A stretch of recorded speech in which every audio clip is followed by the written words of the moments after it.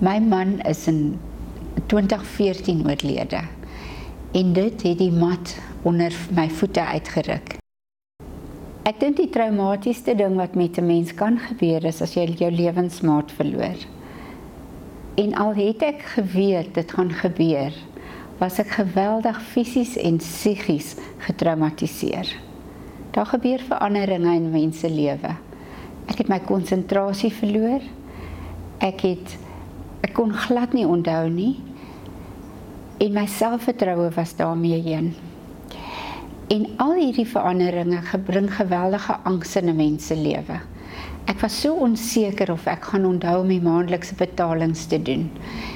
En ek was bekommerd wat gaan gebeur as ek 'n loodgieter nodig het, of hoe gaan ek weet as die motor se bande moet vervang word.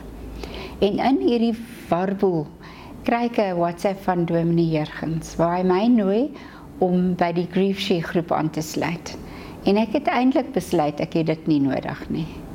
Maar nadat ek gesien het hoeveel van die gemeentelede verskoning gemaak het dat hulle dit nie gaan bywoon nie, het ek half 'n bietjie skaam gekry. En ek het besluit ek sal ordentlik wees en ek sal gaan.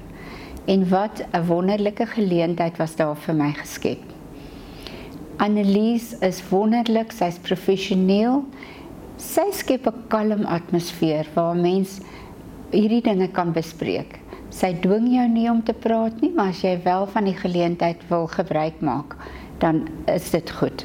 Die kursus bestaan uit 13 weke waar ons elke week 'n video kyk wat verskillende temas bespreek.